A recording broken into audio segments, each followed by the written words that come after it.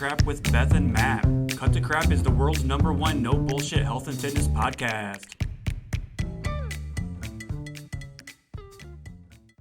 Welcome to Cut the Crap with Beth and Matt. Can you believe it? This is the 1-year anniversary of our podcast, and no better way to celebrate than by chatting with Alan Aragon. Alan is a nutrition science and fitness expert with more than 30 years in the industry. We talk about flexible dieting, which he helped popularize and recently wrote a book about. We also cover other popular topics such as reverse dieting, what causes insulin resistance and whether or not it prevents fat loss, the best diet for fat loss, protein absorption myths, and more. Let's get into it. Good morning. Hey, what's going on, Beth? Hi, Alan. How are you? I'm doing great. Thank you. Awesome. So this is my co-host, Matt Vandelar. This is How you doing, Alan. Matt? I'm doing well, Alan. How are you doing, man? Pleasure Doing to meet great. you. Doing great. Amazing. Welcome to Cut the Crap with Beth and Matt. I just saw the title of that again. It cracks me up, man, every time. So we call ourselves the world's #1 no bullshit health and fitness podcast. So I love it. I'm all in. awesome. So how was your trip to Austin? How did that go? It went really great. Austin is really, really, gosh, it's beautiful. It's almost like LA, but less, but a little bit nicer. So, which is kind of cool. Yeah. I love Austin. Did you get some barbecue? Oh, absolutely. Yes. Yes. I overate the entire trip. It was rather incredible. So You kind of have to Definitely. when you're in Austin. Yeah. Well, do you remember which barbecue place you went to? Oh gosh, I don't remember the name of it. I know that my friend Katie Coles, who's the co-owner of Avatar Nutrition, the app, she invited me there, and we just gained some weight there. It was amazing. Awesome. I know when I was down in Austin a few years back, I discovered this little like hole in the wall food truck type place. It's called Valentina's Tex-Mex. They do really good breakfast tacos. Barbecue breakfast tacos. It was amazing. Like that has left a lasting impression on me ever since 2016 when I was there. Oh, I love it. It was just a great trip all the way around. It was great. It was amazing. It was great meeting you and Patty. Yeah. Coach Patty. It was She's the really, best. really cool. Yeah. Yeah. Great person. So thank you for being here. We have a ton of questions to ask you, but first, we'd like to have you introduce yourself. I'm sure a lot of people know who you are, but maybe they don't. Tell us actually, how you got into nutrition and the whole, beginnings of Alan. Oh, right. Okay. That's not So, open-ended at all. yeah, well, That's the short version. yeah, well, my dad saw something really great in my mom, and so if you can picture 1992, that's kind of where it all started. So I graduated high school in 1990, spent a couple of years in an art major, and then one thing led to another, and I just went headlong into the nutrition major starting 92. Around that same time, I started personal training. So the first decade of my career was personal training while I was completing my nutrition degrees. And then from 2002 to 2012 or so, that second decade consisted of nutritional counseling. And it was during that particular decade that I started getting active online and basically starting the evidence-based movement in the nutrition and fitness area, and kind of bringing that whole movement online. And when I say evidence-based, I mean not just listening to the most decorated or most successful or greatest physique having people online, but rather cross-checking what we see in the trenches with what the weight of the research evidence says on any given dietary claim, or training claim or supplementation claim. And so that was the spirit of the evidence-based movement, was combining what we know in the trenches with what we think we know in the research. And so that was kind of this new model that got ushered in.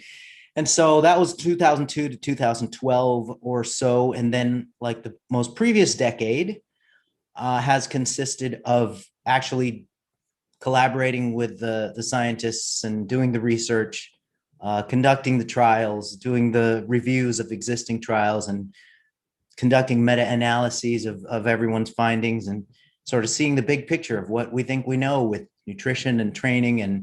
And it was really over the past decade that my colleagues and I have been able to put together publications that make the foundation for a lot of the practice guidelines of the current coaches and dietitians and stuff. And so, when you ask me about the origins and all that, it's a 30-year journey. So that's why it's not amazing. It's a mouthful. Right. And for anyone who's listening, like Alan is a coach's go-to for, updated nutrition, evidence-based research. Absolutely. I am a part of the Alan Aragon research review monthly. So I'm not sure. I think Matt is too. Totally. So that's where, we go to get the latest information to debunk a lot of the stuff that we hear stuff to debunk. on TikTok and Instagram. It's a little wild out there. Yeah, I appreciate that, you guys. Oh, totally. Yeah, absolutely. We appreciate the work that you put into so we can actually learn about it and help others. Thank you. And that's kind of all. You talked about like that movement back in 2002 or so. Is that what kind of was the forerunner of flexible dieting, essentially? Pretty much, yeah. Or what we know it as dieting. Today. Yes, yeah. It's kind of interesting because I have to give Lyle McDonald credit for bringing the flexible dieting idea to at least the seedy corners of the internet. He might not have brought it to the mainstream, but he brought it to the seedy corners of the internet where he and his followers lurked. And that was, me included. And that was around there. I want to say it was like 2005-ish or something like that. Okay. And then flexible dieting existed as a concept in the literature, though, and as far back as the mid 70s. And then they really started getting explicit with the term flexible dietary control in the 1990s in the literature. So, there was some coincidence there with the evidence-based movement, the concept of flexible dieting, and there was some overlap there. Amazing. Yeah. So for everybody listening, that might be a new term to them. What is flexible dieting?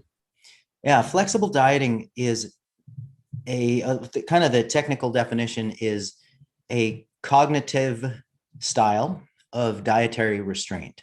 So in other words, flexible dieting is an approach to dieting and approach to how we perceive foods and dieting. So a lot of the times, anyways, in the modern fitness culture, people synonymize flexible dieting with counting macros. And that is actually incorrect. Counting macros is one of the options among a very broad continuum of dietary approaches. So flexible dieting says, hey, if you like counting macros, then count macros. If you would rather count portions, then count portions. If you would rather not do any of that and just eat more of certain things and less of other things, or if you want to do something more habit-based and make sure you just have protein, a substantial amount of protein with your main meals, and go, you can go looser and less micromanagey, or you can go tighter and more micromanaged and more quantitative. There's a whole spectrum of approaches to diet, and everybody clicks with different ones. Yeah. And sometimes you click with different approaches throughout the course of the year, seasonally, if you're an athlete or if you're just somebody who likes to kind of veer in and out of being really tight with your tracking or really loose or non-existent with your tracking, depending on the season, depending on the mood. So flexible dieting says individualize it. Yeah. There's no one way for everybody that everybody should do. And, so that's what flexible dieting is. And so flexible dieting is the flexibility of approach. Flexible dieting allows degrees of rigidity, among the approaches. And flexible dieting says, while one person will do just fine their whole lives, never tracking a single gram, there will be other folks who actually thrive on that sort of thing, and it helps them stay on track, and they enjoy it and they succeed and they reach their goals. So be it. Let them do that. Yeah. So yeah. And there's other different things to the concept of flexible dieting. Like, for example, there's no single best macronutrient breakdown that's ideal for everybody. Like, a lot of times you'll hear people say keto is the best. Everybody should go on keto. Keto is the solution to all of humanity's problems. Yeah. And people will genuinely believe that. And these are. That's like, a really good. Go ahead. What were you going to say on that, Beth? Because I think we have I was similar going to thoughts say there. I feel like people identify their diets like it's a religion. Truly.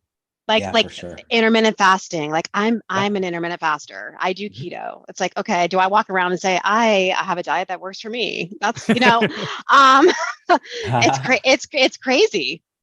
Yeah, for sure. And the thing that's tough for people to wrap their brains around is all these approaches are legitimate, and it just has to be individualized. And it's totally okay for one person to be eating 2 meals a day while the person next to them eats like 6 meals a day. Because ultimately this stuff doesn't really matter in this lifetime or the next, because people have different goals, and there's the difference between people's goals can dictate the protocols. Yeah, sure. But people will always have different goals and stuff. So yeah, kind of to tie everything together in a nutshell, flexible dieting is the flexibility of approach. And that includes the flexibility of the macronutrient breakdown, flexibility of meal frequency, meal distribution through the day or the week, flexibility across individuals as far as how you're going to manage the so-called hedonic allotment or your junk food allotment through the course of the day or course of the week.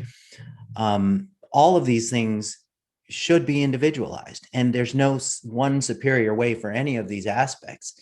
And that's kind of the tough thing for people to wrap their heads around, because everybody wants to know what's the best way to do it. What is the best way for everybody to diet?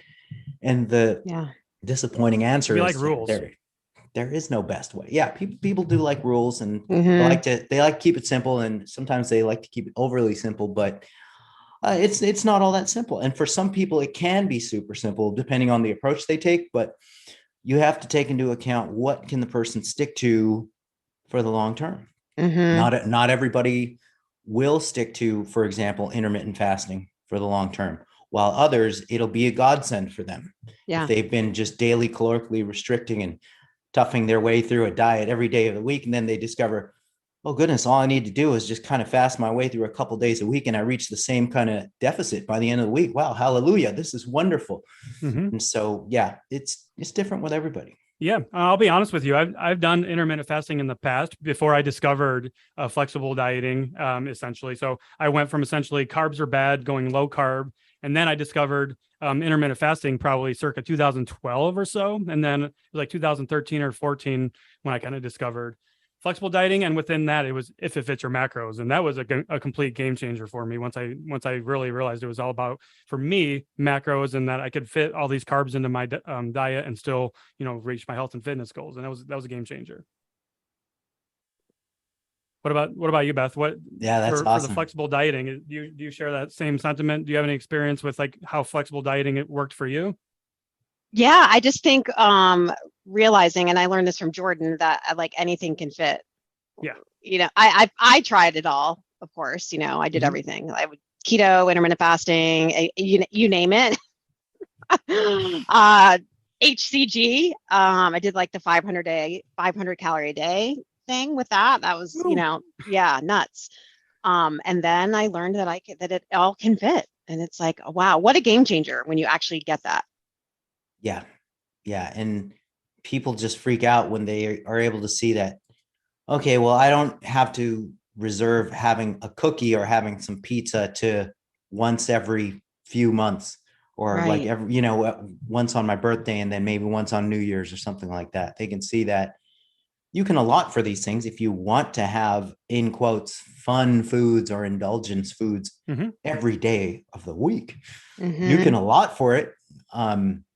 There's a conversation there about classical conditioning and intensifying cravings for these things over time versus diminishing the cravings for them. And once again, it's different with everybody. With some people, it actually works better for them to just kind of abstain from certain types of foods. And with other folks, if they do that, they'll go through periods where they just binge on it cyclically. Yeah. And so you have to know who you are in terms of your relationship with food, and then take it from there. Like just me, for example, I am my sweet tooth or my junk food craving is taken care of by having some chocolate each day. 1, 2, 300 calories worth of chocolate a day, and I'm good. I'm good. And other folks, hey, there are some folks out there, if you give them a little bit of chocolate, they'll want to eat the whole bag, and there's nothing you can do about that. So you have to kind of figure out who you are in terms of your psychological relationship with food. Yeah. And, I think it's a good goal for everybody to develop a healthy relationship with food to the point where they can have what they want kind of whenever they want, whether it's every day or once a week or once a month or whatever that case may be. Agreed. That's what we're all about here. Now, would you say intuitive eating and flexible dieting are kind of related? Yeah, for sure. Okay. Flexible dieting is this big umbrella under which all the approaches fit. And so flexible dieting would say, okay, you can be flexible in your approach to eating, whether it's more intuitive or whether you are quantifying every little gram. Okay. So the intuitive dieting approach would be more based on internal cues of hunger and satiety. And that's a great place to be. But it also helps to go through a boot camp learning period where you learn the values, the nutritive and caloric values of various foods in the portions that you happen to eat them. And then you have this objective awareness of the amounts of foods that maintain you. Yes. So I think it's a very valuable skill to have to know that. And once you've achieved that, then working on hunger and satiety can be a valuable skill to have, especially if you live the kind of lifestyle where you're just pulled one direction and another, and you can't just necessarily settle down and figure out whether you're actually hungry or not when you're eating, or whether you're just using food to kind of medicate yourself or entertain yourself from boredom, or whether you just have these eating rituals that are in place that have nothing to do with hunger or satiety. So I think it's important. There's certain aspects of intuitive eating, getting in touch with your internal hunger and satiety cues, that's another really important skill. Yeah, which I think is hard for people to do, to really get in touch with their hunger. I don't think a lot of people understand that hunger is not necessarily an emergency. And also, like not really slowing down enough to know when they're actually full. Yep. Yeah. And what I take issue with like, I eat mindfully. I don't track anymore these days. I'm not saying I never will again, but I don't need to track right now. Like you said, I've honed those skills. I know what portions look like. I know the nutritional content of foods. With like intuitive eating or any other named way of eating, essentially, what I don't like is that is the way. This is the only way. This is the best way. If you're not doing this, you're wrong. And that's really what I take issue with all these other ways of eating. Got it. Yeah. The whole movement about intuitive eating can get taken to an unproductive extreme too. There are folks who will say intuitive eating is the end all, and anytime that you are denying, let's say, denying your hunger, or anytime that you start counting or tracking anything, then you're fostering some sort of dysfunctional eating behaviors. That's not true either. That's kind of taking things to another extreme. Yep. And once again, it all goes back to what does the individual thrive on? What approach clicks best with the individual? I do know people who actually love tracking everything. They're just those kind of people. It's almost like telling somebody, how could you possibly be an accountant? Well, I'm an accountant and I love it. And this tracking grams of everything. It's fun. It's fun for me. And so you have to respect that. I like tracking. Actually, it is fun for me. There you go. I'm one of those. There you go. Mm-hmm. Yeah, I have no issues with tracking. It's fun. I think people initially look at tracking as like restriction and I only have this much. When I look at it as, all right, new person that I'm working with, ask them to look at it and more of like, what are you learning from this? Are you actually getting enough? Like, are you getting enough protein? Are you getting enough fiber? Let's like look at that, and learn about the foods that you're eating, because most people don't really even know what a protein is or what fibers are. Which I don't know why they should be teaching that stuff in school. That's a whole other topic, but totally. A lot of people just don't know. Yes. Yeah. Yes. Yep. Exactly. I love it for that. Because you take somebody that's struggling to lose fat, and that's a goal of theirs. They could be eating 3,500 calories a day when really they should be eating 2,000 calories a day. It's because they haven't been tracking and they have no awareness in that nutritional education. Oh yeah, it's tremendous. I mean, the whole concept that people don't grasp, there is a such thing as food quality, but if all you know about is food quality and you have no awareness of food quantity, then you can take a high quality diet all the way to an early grave if you're eating overall too much, right? In terms of energy. And so, yeah, that's a concept that a lot of people in the general public are not aware of. Energy balance. It's a beautiful thing. There's people that say, no, that's outdated. That's energy balances doesn't account for hormones and all this other stuff. I was like, yeah, actually it does. It sure does. Absolutely. Yeah. So I think another question, this is, I'm taking questions what I get a lot. So insulin resistance. This is a term thrown around TikTok comments and videos all the time, right? So what is it? How does it occur? And does it prevent fat loss? Insulin resistance is a state wherein your body basically produces a high amount of insulin in response to an overabundance of metabolic fuels that you're taking in. And so insulin resistance, the way to cause insulin resistance in a nutshell is to chronically eat too much. Doesn't matter what. It doesn't matter. It's not carbs is what you're saying. It doesn't matter what you're eating. It doesn't matter what. Now, there are certain scenarios where, just sort of logistically, it would be difficult to just eat an all protein diet or an all fat diet or all carb diet. But generally speaking, with people out there in the real world eating mixed diets, it is a matter of just eating overall too much on a daily basis. And that's how insulin resistance occurs. It's not a question of carbohydrate, because, like, for example, I can put somebody on an all bread diet. I can have them eat, let's say, 6 slices of bread a day. How about even 8 how about 10 slices of bread a day? And if that amount of bread that they eat, it's probably going to be 800 to 1,000 calories at least lower than what maintains them. Then they will witness an improvement in insulin sensitivity and insulin action over time, because they're going to be losing body weight and body fat. Now, it's obviously not going to be an ideal weight loss situation, because they won't be getting enough protein and they won't be getting complete micronutrition. But just to illustrate the point that it's not an insulin resistance is not a sole issue of just carbohydrate. So that's the first thing. When people think insulin resistance, they think, oh gosh, it's something that happens when you eat too many carbs.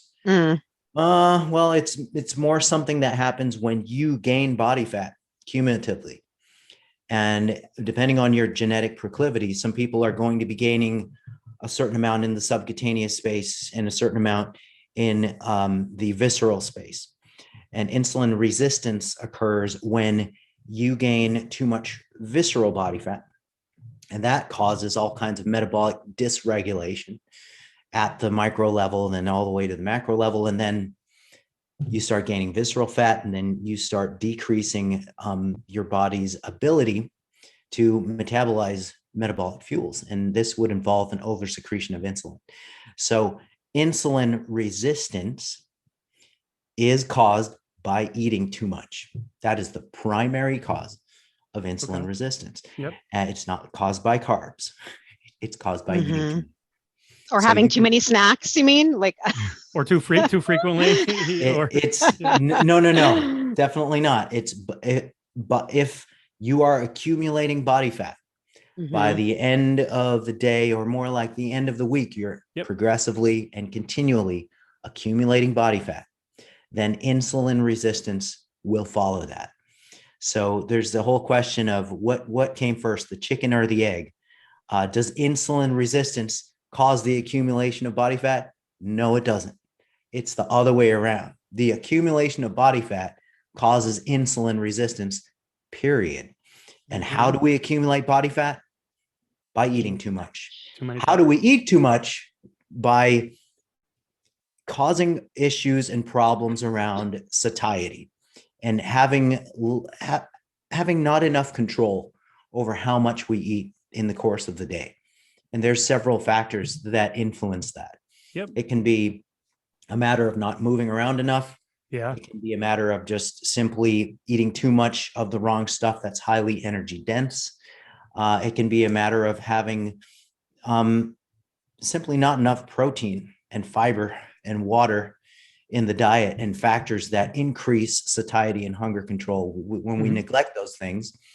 And some people can do this subconsciously as well, just by their suboptimal choices of food. They're constantly eating hyper palatable combinations of highly engineered, ultra processed foods, and they're passively over consuming calories on a daily basis. That's one pathway to accumulating body fat and causing insulin resistance. So Beth, circling back to your question, insulin resistance is a chronic metabolic state caused by eating too much energy, too many calories over the course of basically week to week, over the course of the day, in the course of the week, and ongoing. That's what causes insulin resistance. So would you say a calorie deficit would help insulin resistance? Every time, every single time. Thank you. Every single time. The regardless best of way the diet that you do it with, right? Yeah, regardless. The best way to alleviate insulin resistance, reduce your body fat. How do you do that? Oh, there's many different ways to do that, as long as any of those roads leads to a caloric deficit by the end of the day or the end of the week. So pick one that you enjoy, right? Yes. Yeah, as we that's said earlier. right. Yes. That's right. And there's certain negotiable ways to do it, and there's certain less negotiable ways to do it whenever you reduce calories for the purpose of losing body fat, or whenever you tip the energy balance scales into the negative. There's many different ways to do that. You can do that by increasing your energy out, or you can decrease it, or you can do it by decreasing your energy in, or you can do a combination of that. And there is an art to decreasing energy in. You're not just going to take your protein foods and throw them out the window so you're eating less. It's usually a matter of making sure you have enough protein and then reducing elsewhere in the carb and or fat departments of the diet in order to impose that caloric deficit by the end of the week. And there's many different ways to do that. Right. Yeah. I think Find a way that works for you. Yep. And I think many people, most people would agree we're not consuming enough protein as it is. So that's a really good, most people would agree on that. I don't think everybody does, but I think most people do. But in that whole equation is the movement thing that you talked about earlier. And that's something that you have direct control of, your movement. And that's something we talk about so much on this podcast, is like, just get up and move, go for a walk. We highly recommend these daily walks just to get our overall NEAT and activity levels up, which then can have that healthy behavior and trickle down to making better decisions with your diet. Yeah, movement is tremendous. Physical activity side of things is tremendous. And it can be a really big thing for people who have been consciously dieting and restricting for months, or sometimes on and off for years, and they've never taken a break from that. Yeah. A lot of times when somebody's been dieting for, let's say, a few months, 6 months, 12 months or more, then they get the psychological fatigue that happens with dieting. So it's diet fatigue. And sometimes the best solution is to take the focus off of restricting and shift that focus over to something else like physical performance. Mm-hmm. Yeah. And there actually was a study done by Clark and colleagues not too long ago, where it was a 2-year study on obese individuals, and they gave them a baseline diet with the just kind of basic guidelines. It was sort of an interesting diet. It was a non-ketogenic low carb diet, like a max of 100 grams of carbs, or was it 90 to 100 grams of carbs a day, and protein was set at about 1.5 grams per kilogram of body weight, so like roughly 0.6, 0.7 grams per pound. And they told the subjects to don't weigh yourself, don't focus on weight loss, don't even think about the scale. What we're going to do is focus on improving these certain endurance and strength parameters through this particular exercise program. And so the subjects were specifically instructed to focus on performance improvements. I love and that. by the end of the 2 years, they lost a spectacular amount of body weight and body fat. And it was a really successful experiment in the direction of focusing on performance instead of the scale. But here's the thing: did they incur a caloric deficit? Heck yes, they did. And they were able to maintain it. It's just that their psychological approach to the program was different, because they had been maintaining this hyper focus on restricting and the scale, restrict the scale, restrict the scale.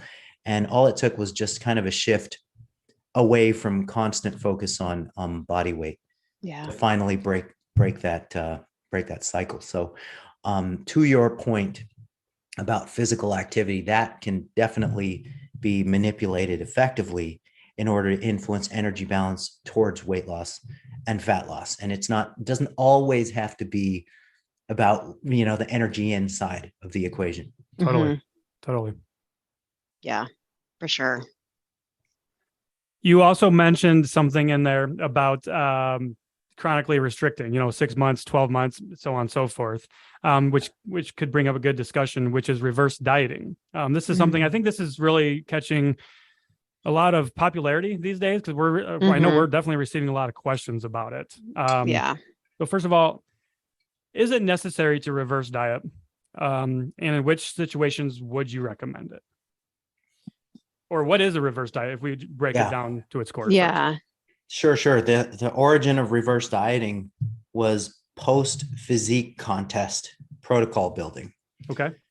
That's the origin of it, where after you diet for a contest, whether it be fitness, figure, bodybuilding, bikini, you can imagine the competitor just basically starved themselves for 3 to 6 months. Yeah.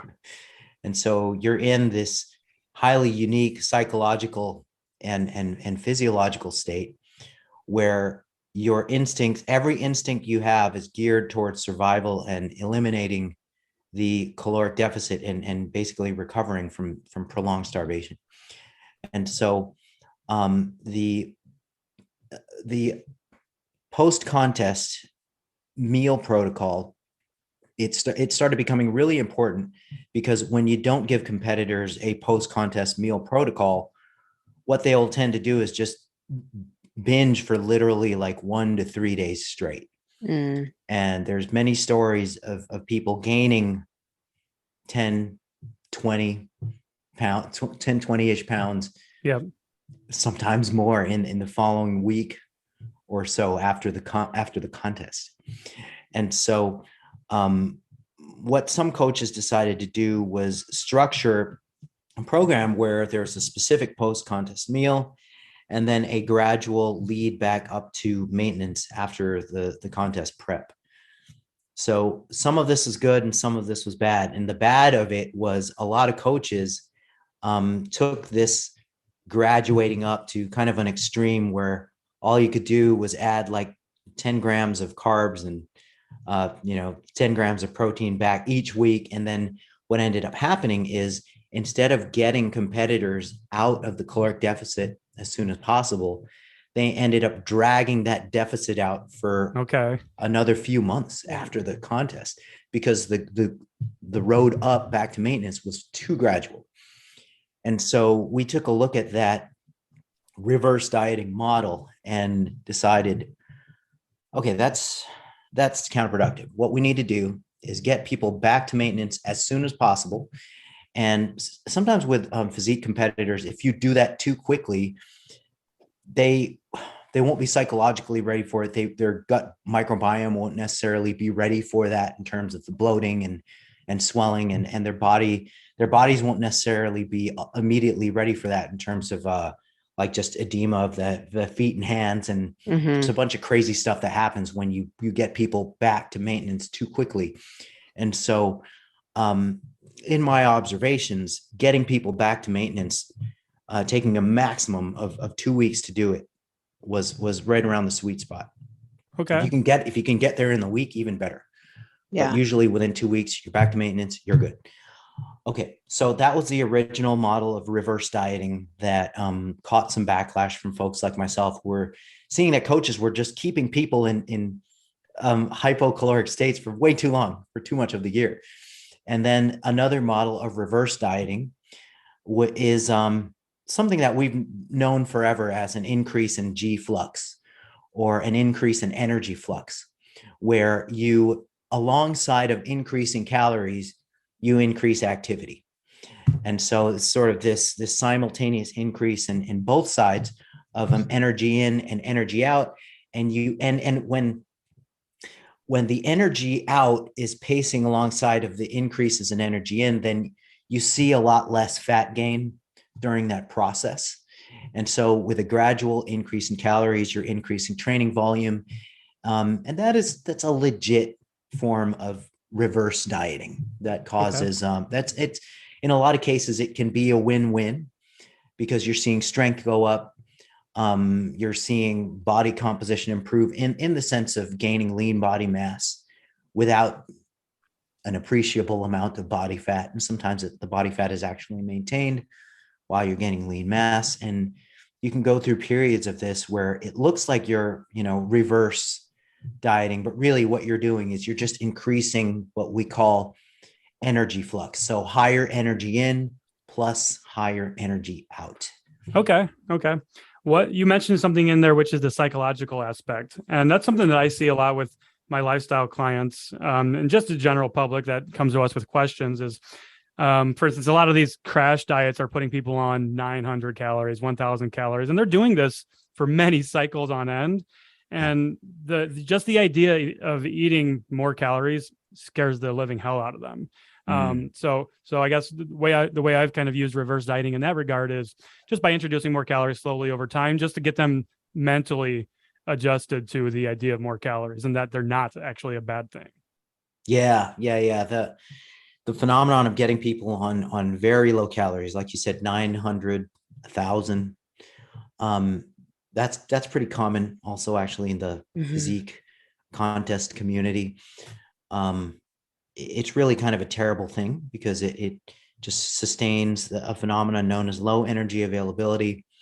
And in women, it can manifest as particularly troubling physiological outcomes, the disturbance and cessation of the menstrual cycle. That's a common thing with low energy availability.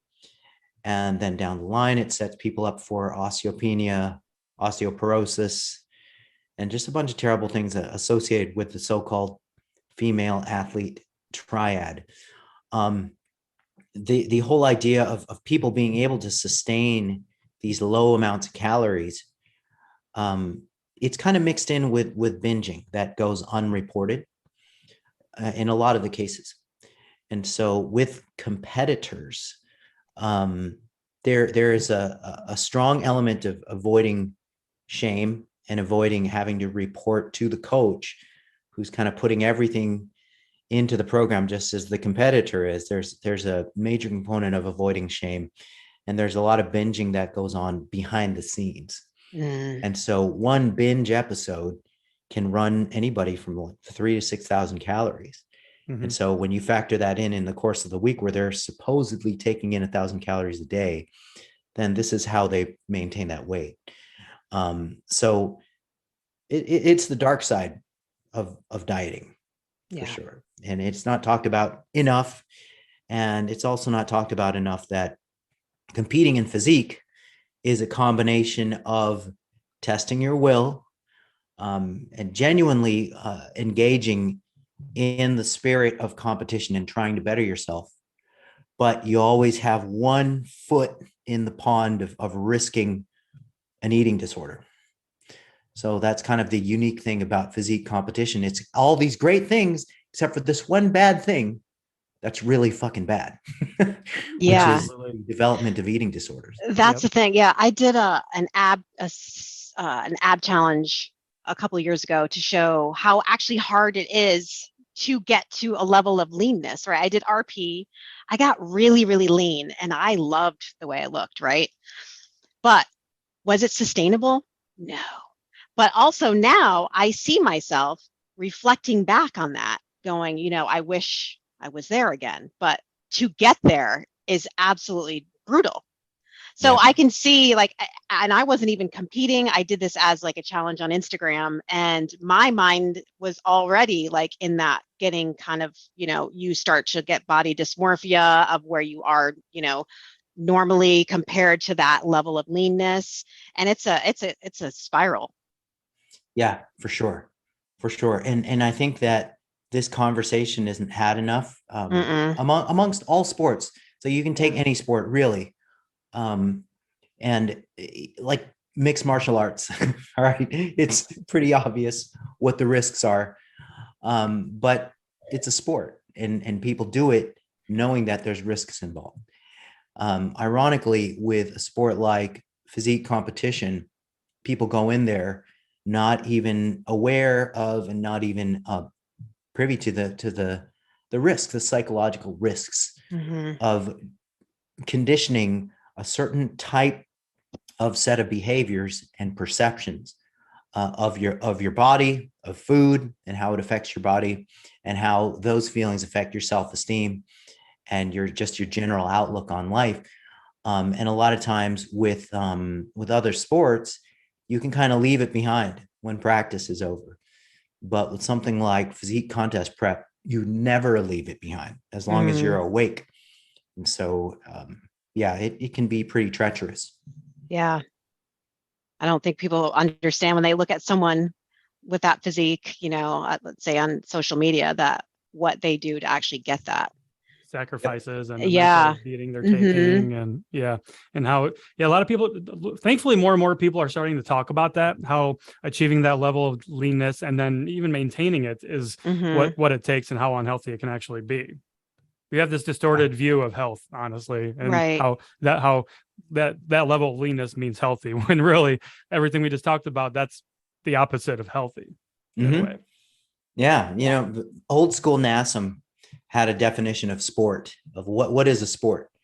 And it was any activity that pulls your body apart and challenges you to keep your body together.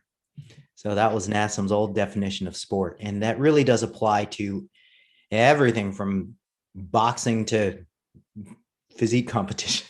Yeah. Sure. Yeah. Yeah. So wow. We talked a little bit about protein in there and how most people could be benefiting from increasing protein, for instance, and how that can be controlled in a lot of different diets. And we get a lot of questions about protein absorption and what's the optimal amount of protein, or more specifically, how much protein can we actually absorb at once? And you hear this number thrown around a lot, and it's like 30 grams protein per meal. What is the optimal amount and the correct answer there? Yeah, this question, it never dies because honestly, it doesn't. Never. It's never Oh my God. It won't ever die because number one, it doesn't have an easy answer. And number two, people keep just pumping out misinformation on it that just never seems to die. But so the thing we have to do first is distinguish between protein absorption and absorption, that and when I say absorption, I mean the whole process of just ingestion, digestion, absorption, utilization. You have to distinguish between protein absorption and the anabolic response. So the anabolic response would be measured in most cases by muscle protein synthesis. Right. So those are two different things. So once we establish that there's protein absorption and utilization, digestion, the whole thing, and anabolic response, once we can do that, then things can become a lot more clear. So the amount of protein we can digest, absorb, use for various bodily processes, vast majority of the protein that we ingest, it does not matter what the size of the meal is. The body will use the vast majority, over 90, some throw around numbers like 95% of the protein that we ingest will get used for some sort of metabolic process. Okay. And also depending on homeostatic demands, some of it will get oxidized for energy. But none of it just, in quotes, goes to waste. It just excreted, like a lot of people say. You're just pooping it out or whatever. No. That's the misconception. Mm-hmm. This is a gnarly misconception. Okay. Not over 90% of it gets either used or oxidized for in the mix of fuels. So that is the digestion and absorption side of the concept. Okay. Now, the other side of it that we have to make a distinguishing, we have to draw a line here, is the anabolic response or muscle protein synthesis.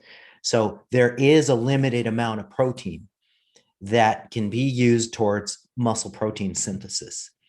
And so while it really is no practical limit to the amount of protein that we can digest and absorb in a single sitting, because the body will take as long as it needs to digest and absorb it.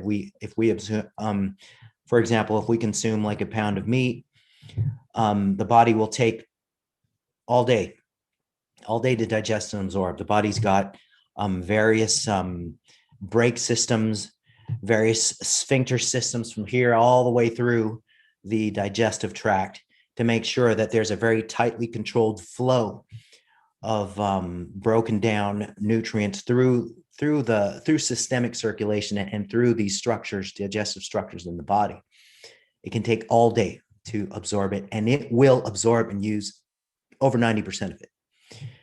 Muscle protein synthesis is a whole different thing, where there appears to be a limit and a ceiling of how high muscle protein synthesis goes per dose of protein. And this has been studied pretty vigorously over the last at least 20 years. And we've looked at different protocols, different protein types, different doses.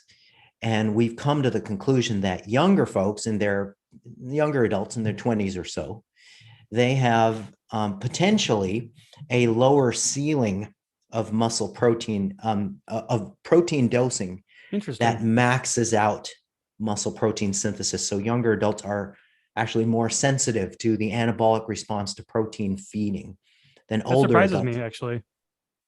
Well, older adults can incur a phenomenon called age-related anabolic resistance, where it just requires a larger dose to kind of wake up the anabolic machinery in older adults. They're slower to warm, so to speak. Okay. And so what we found over the years is that in younger folks, protein doses around 25 to 40-ish grams. So it seems to be the range.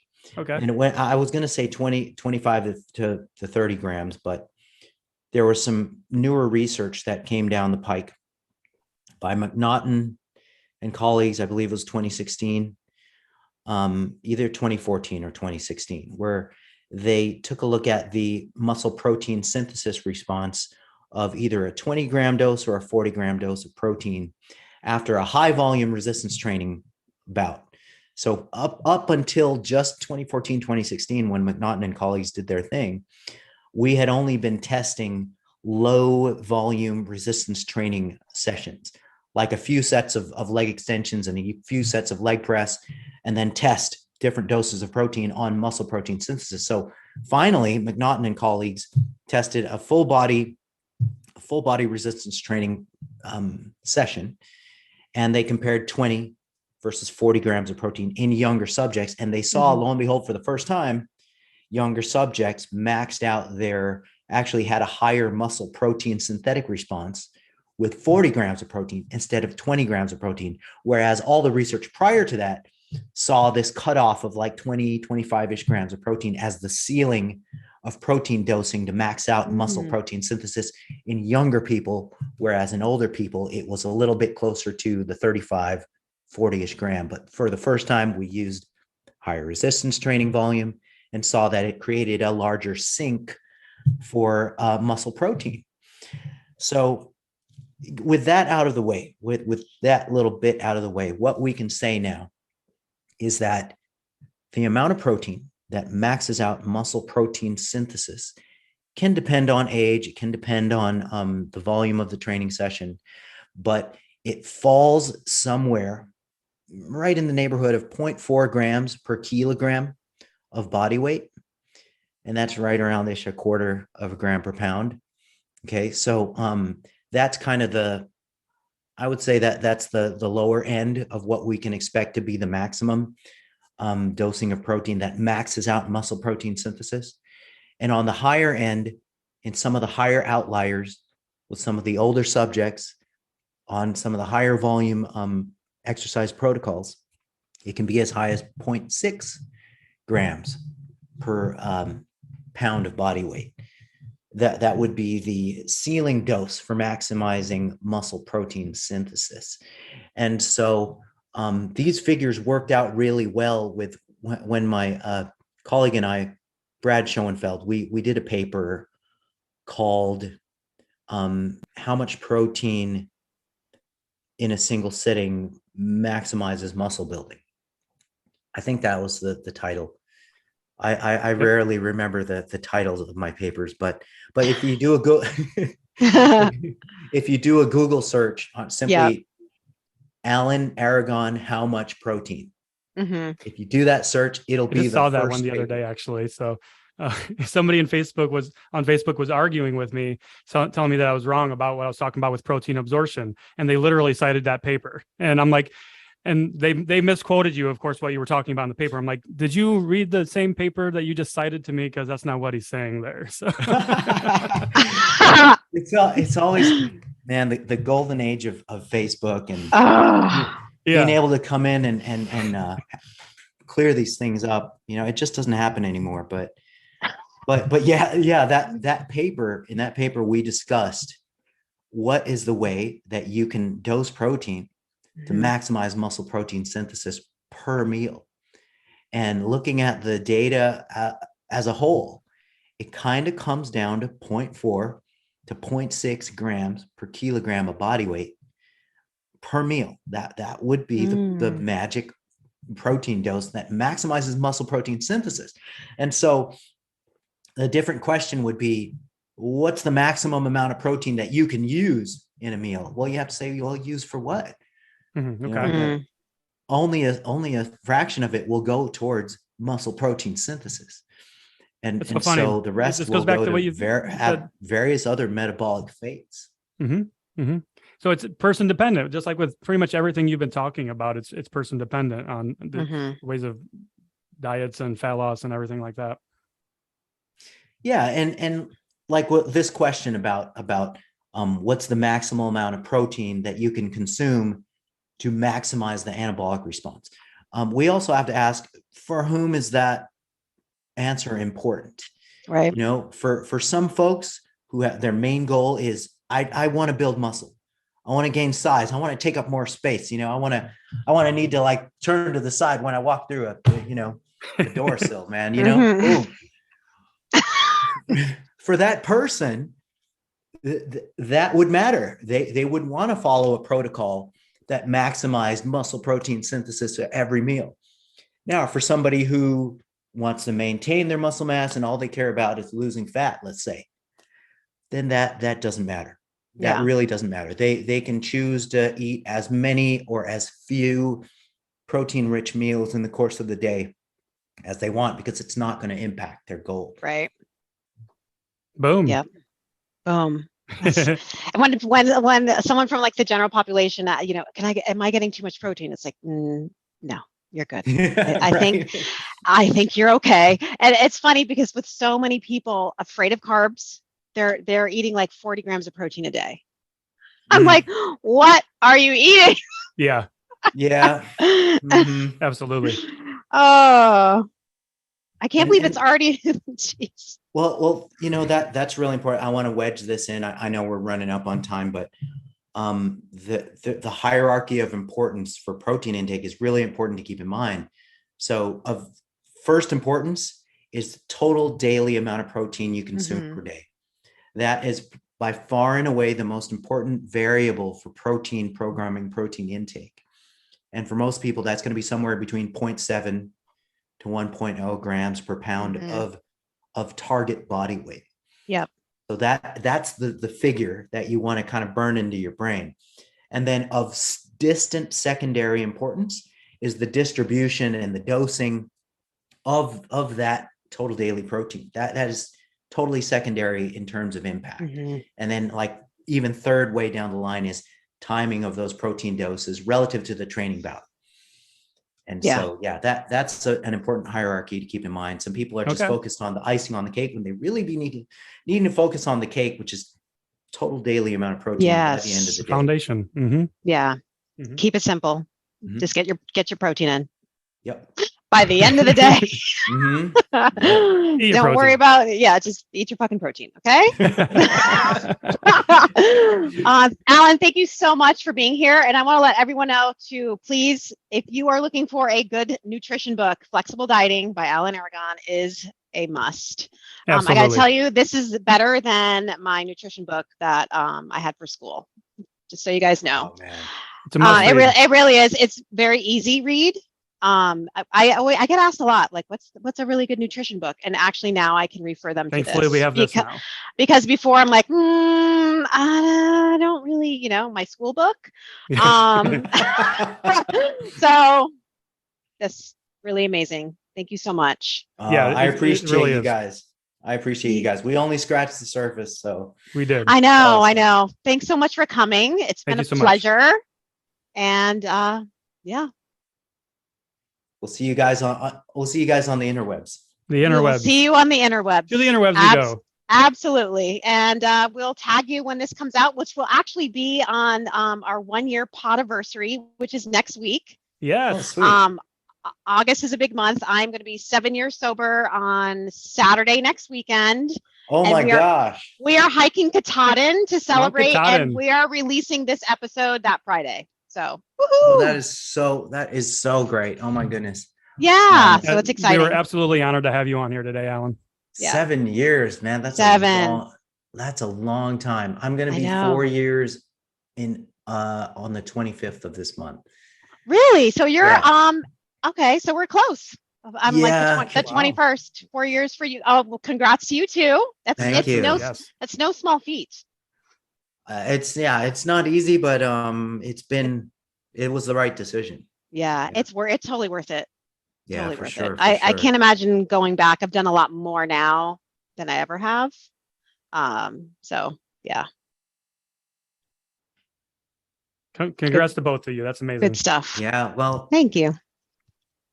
Thank you so much. And you guys let me know when this is up, and absolutely. We'll see how it seems like the algorithms always like suppress these things whenever I make an announcement. I know. On the platform, they're like, oh, hell no, you're not going to go out to this link. And then how dare you promote yourself? And then nobody sees it. Nobody fucking sees it. Isn't it crazy? But they'll see like fucking Carnivore Ken telling everyone to fucking eat meat all day, and that goes viral. But what are you going to do? You know what though? It's great to know that a few people will hear this episode, and I love how you guys are doing such good things. I really appreciate you guys having bought the book. And let me tell you, I actually there's a few stupid errors that bother the shit out of me in the book. Oh yeah. Yeah. And I made a web page for that. Okay. Did I send you guys it? Oh, let me see. I don't think so. No, but if you want to plug it now, and then we can put it in the notes too, Yeah. or we can plug it after the fact. You know what? It's not. It's only important to me. Whoops. Alan.com/FDR log. It's. I wonder if I Got it. There it is. So yeah, it's. Let me make sure I gave you the right. Yeah. It's like 5 stupid mistakes, and Okay. one of them was actually a mistake on the part of the publisher. So I'm like, oh no, what'd you guys do? So there's actually going to be a second round of printing of this book. Oh, that's cool. going to get released. That's not going to have those.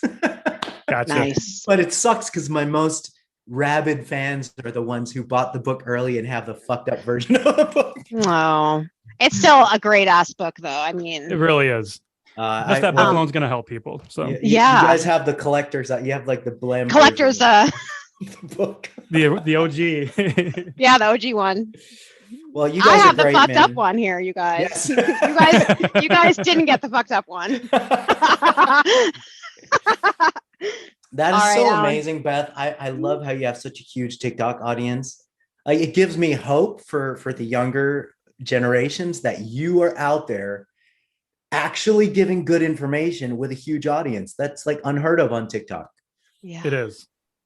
And we love to see you on there now too. So hopefully we can get you to catch some hopefully we can do momentum some. behind you. You have over 1,000 now. We can do some lives. Yeah, hit me up whenever. I will, Honestly, absolutely. I'm here. I'm gonna be doing this for another like 50 years. So Okay, cool. So So I'll be I hope around. so too. And you said you graduated in 90. Is that what 91 here? So we're cool. close. We're close. So, yeah, I'm gonna be 50 in December. 50? You? 50, yeah. Holy 50. smokes! I know. You've got some good ass genes, girl. I do. Thank my mother. Oh my goodness, that is. Oh, you're gonna freak people out. Like if you tell people you're 50. They're like, "Are you serious?" I'm like, "Yeah." They didn't believe me. I'm like, "See, age is just a number. You can do this at 50." They're not gonna believe you. Like biologically, you're probably like 29 and a half. Oh, thank you. Let's go. You hear that, everyone? 29 and a half forever. I couldn't give you the just 29. I had to add that. 29.5. Awesome, Alan. Thank you so much. And we will talk soon for sure. All right, you guys have a wonderful All right. day. You too. Bye. Holy shit. Holy shit. All right, Beth. That was amazing. That was amazing. Alan is such an amazing guest, and he's so nice. So nice. He puts up with our tomfoolery. So yeah, totally. And you know what? He answered some pretty good questions that we had that we get all the time. And it's so, honestly, that insulin resistance one was the fucking key one for me, because that was the meat and potatoes right there. That really was, you guys. Like, I'm so sick of that word being thrown around. I hate to say it, but it really comes down to you taking care of yourself better to get out of that situation. Unfortunately, that's the hard truth. Yep. And that's something we preach here all the time on this on this podcast. Yeah. You control this. It's not the fucking food. That's not the carbohydrates. Exactly. You're eating too much fucking calories. And that's creating the expert. I didn't fucking say it. Matt didn't say it. Alan fucking Aragon said it. Okay. Masters in nutrition and the science of nutrition for over 30 fucking years. Okay. The one that's given everybody out there writing the meta-analysis and scientific literature and reviews and deciphering it for us and helping us all understand it. You want to research something on PubMed that has to do with nutrition? You're going to find Alan Aragon on there. You will. You will. That's the final word on that. Like this is our 1-year podiversary release episode. Oh, yeah, it is. To top it off, thanks. Happy 1 year, Matt. We had Alan fucking Aragon on, and for us as coaches, this is a big deal. It's a huge fucking deal. It really is. Every coach that's evidence-based looks up to him, and I'm not afraid to say that because it's fucking true. It is. This is where this is how we Alan is where we learn. teach This our is how we class. learn. This is how we Yes. fucking learn Yeah. from him. We take that information and we kind of just translate it and break it down and so that you can understand it. But he does a very good job of that too, especially with his flexible dieting book. So Oh yeah, this book definitely, is, like I said, like this book is so freaking good. Anything you guys want to know, I'm telling you, it's in this book. And it's very easy to read. The first couple chapters, like he said, he actually breaks it down that the first couple chapters are hard to read, but you need to read them anyway. And then it gets really simple. So anything you want to know about, you know, creating a calorie deficit, food timing around your workouts, and some of the stuff, you know, like he said, take what you want. We're all individual. There's not a one size fits all. You know, everything, and that's why so many people struggle, because what works for one person in terms of what they should be eating doesn't work for another person, because you all have your own personality and likes and dislikes and foods you're allergic to, foods you're sensitive to.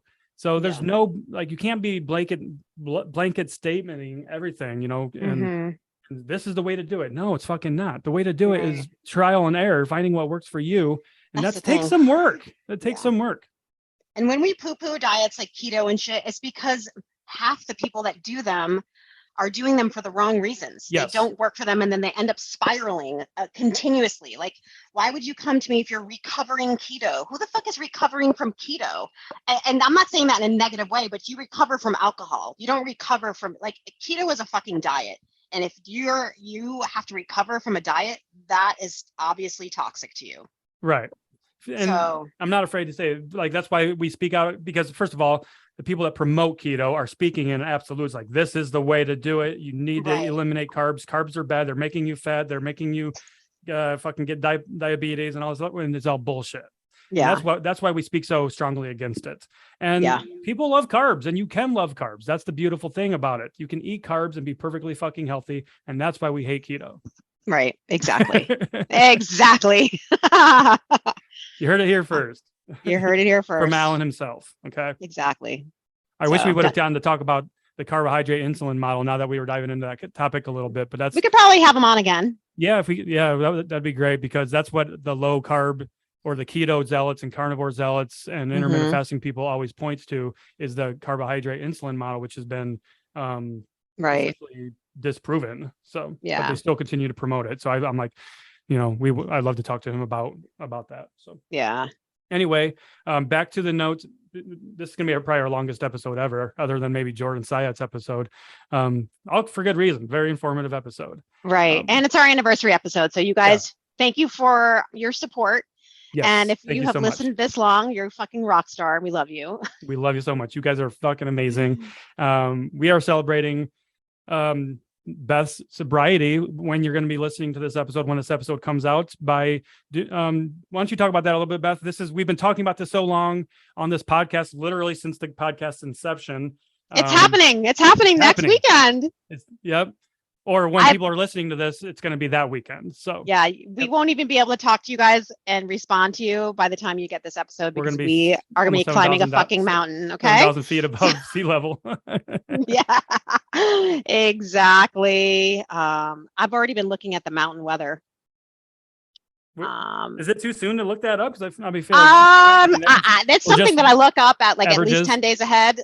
So, because you want to look at what it's going to be like on top of the mountain. And what's crazy is then the night before, they're getting absolute it says torrential rain.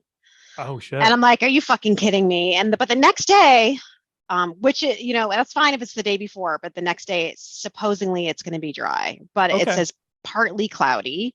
Okay. I'm going to look here again. Beautiful. 20th. Oh no. Oh, did that change again? See, that's the bad thing about fucking mountains, is the weather can change in the. Well, it's saying rain showers. This is for Saturday. Risk of thunderstorms. Okay, we still have a lot of time ahead, so I hope that changes. And then Sunday it says some clouds and rain showers, but let's hope that's not. So everybody listening to this, if you're listening before Saturday, August 20th, please send us good vibes for the weather and. pray or hope, whatever you want to do, for good weather for us so that we can get a good day of hiking in. Yeah. Hopefully this changes. I'm sure it will. Yeah, Positive vibes. it will. Because how Um, many days ahead are we right now? 10 days still. So Okay. yeah, plenty It'll of time. change. Plenty of time. I mean, it's been dry as fuck here all summer. It better not rain on my parade right now. Yeah, the mountain, the god of mountain, or what? Is there a god of mountains? I don't know. Mother Nature. I don't know. Mother Nature. So yeah, 1 year. It's been a wild ride, hasn't it, Beth? It's been so much Yeah, fun. we've had I some feel like amazing we should probably guests. do just like a 1 year dedicated episode or something too, and just I would love to get do a poll with all of our listeners too, and be like, what's your guys' favorite episode? Because people have been asking us too. So yeah, we'll talk more about that and what we can do for that. But for sure, we should do like a little video clip of all our favorite ones with like little video, from the Zooms that we have with our new podcast producer. Are we gonna just say this is official now, or no? I don't know. Probably it's pretty close to being official. It's getting pretty close, but yeah, we have someone we in both mind. feel really good about it. So, Yeah. So on that note too, for anybody listening, we just want to talk about our Patreon really quickly. The Patreon is what is really, if you like our content and you like our podcast, you can support us on our Patreon, even if you don't want the workouts or the recipes or anything like that. That allows us to continue doing this. We don't make money from this podcast. We don't have sponsors. We don't sell products or anything for it. So that the Patreon is a really great way for us to continue collaborating, because it allows us to do things like go hiking and create content and talk about these things and get together and collaborate. That'd be very expensive for us if we were to do that out of our own pocket. So yeah. But if you do want help with workouts and everything too, we got you covered. For $5 a month on the Patreon, you can become part of our inner circle with that, and support our content and the podcast, and we're going to support you in return. Yeah, I've been actually getting a lot of questions about workouts, and I've been plugging the Patreon. So when I put a Q&A up and you're like, I need upper body exercise ideas. Okay, well, join the Patreon for $5 a month, and that way you have programmed workouts for you. Because when you ask me for ideas, okay, and I throw things at you, are you going to actually use those ideas? Probably not. So if you have something programmed for you, you will be able to see strength gain goals and have something that you can progressively overload and get stronger at, not just doing random fucking overhead presses one day because I said it's literally what we talk about upper body workout all the time. I can give you so many different exercises under the sun, but if you're not utilizing them correctly, it's useless. It's true. You're leaving a lot on the table if you do that. Yeah, Yeah, got to have a structured plan. You're going to be better off for it. Okay, so. Yeah. So there you go. There you go. All right. Well, again, Beth, happy 1 year podiversary. Amazing. Happy 1 year podiversary. Amazing chat with Alan today. Super awesome. And we'll be seeing you shortly. All right. Thanks for everybody. Thanks to everybody for guys. listening. We appreciate you. Yeah. See you later. Bye. And that is a wrap for this episode of Cut the Crap with Beth and Matt. Did we help you cut through the bullshit? We want to know. Send us a DM on Instagram and share your thoughts. We'd love to hear them. And if you did find this one helpful, why not share this episode with a friend? I know I personally love it when a friend shares their favorite podcast with me, along with a text saying, "Oh my God, you have got to check out this podcast. You'll love it." And of course, don't forget to subscribe to the podcast so you don't miss future episodes.